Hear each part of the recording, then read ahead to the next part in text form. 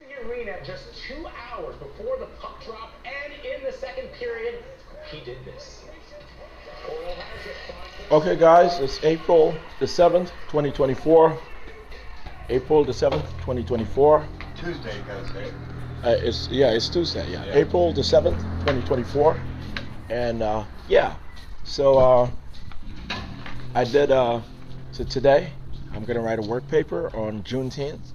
I'm gonna write its course. I'm gonna write also on its correspondence with July 4th, Independence Day, which is also CARICOM Day.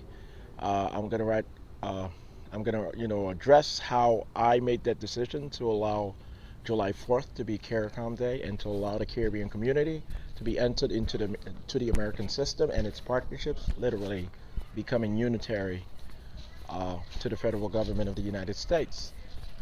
So it's not going to take away the sovereignty per se or the independence of the member states of the Caribbean community, CARICOM, but it allows the government to be committed to and enfranchised by the United States government under obligations, under duties, and vice versa. It's a social contract. We're creating a peculiar, modern, and sort of certainly not illusory social contract between the Caribbean community, CARICOM, and the United States federal government, with the Commonwealth of Dominica leading as the cover and the nominal protector of that particular social contract as the first associate state of the United States.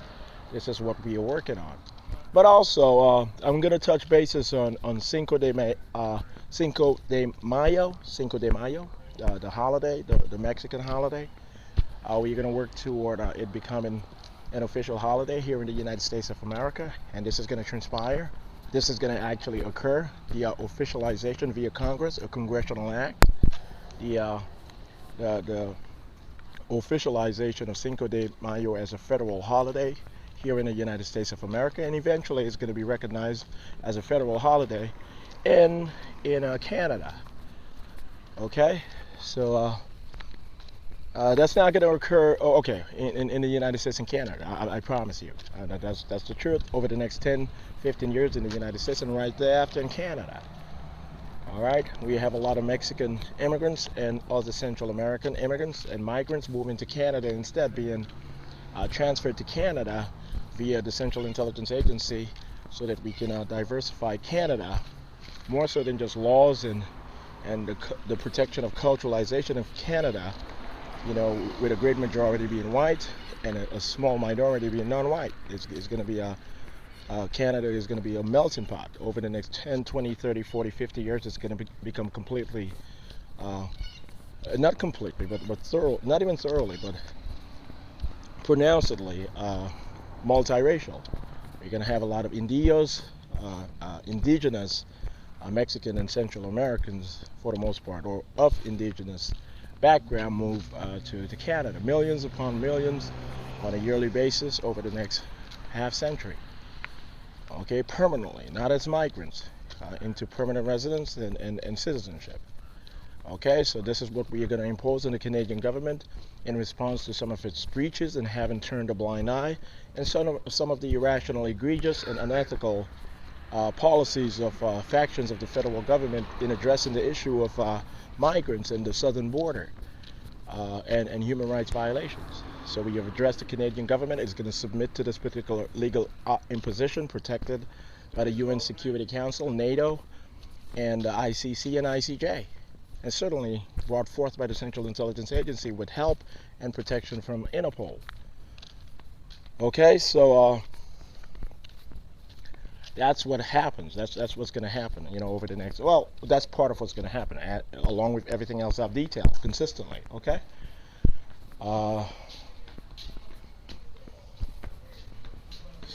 Yeah. Oprah. So I'm going to focus on Juneteenth. The work paper I author today.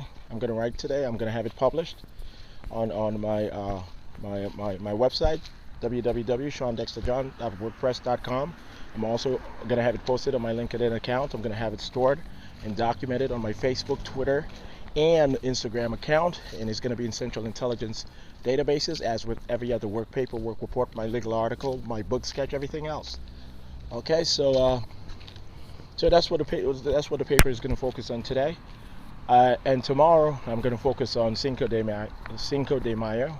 Or later today and tomorrow I'm going to focus on Cinco de Mayo as the central subject or the topic of the subsequent work paper I'm going to author tomorrow, or I'm going to start working on later today and then publish tomorrow. But I likely will, honestly, I should be able to get to it tomorrow instead.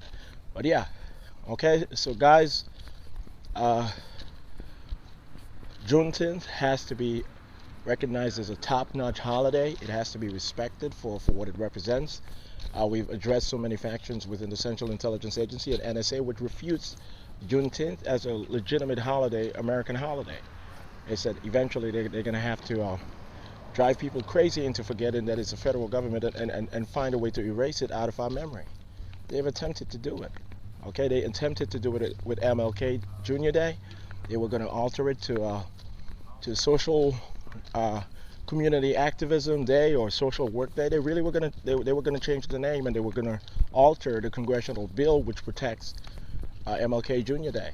I saw them do it. The Central Intelligence Agency, we watched them attempt to do it, and they were completely confused to why I kept saying no. Okay, so this is the reality of what we are facing. So what is going to happen in Manhattan around Juneteenth? You guys are just going to have to accept it. I get serious, and I'm always serious. Okay? I'm always serious.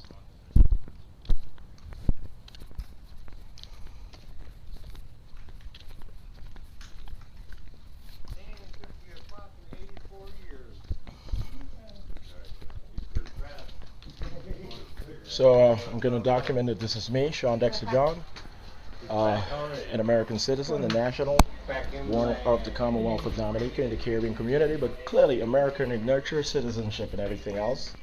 Known as American per se, but yeah, I am who I say I am. I'm not a fraud. I'm not lying to any of you guys. I'm genuine, but I'm in love with people, even more so than my own particular identity or background. Okay, guys.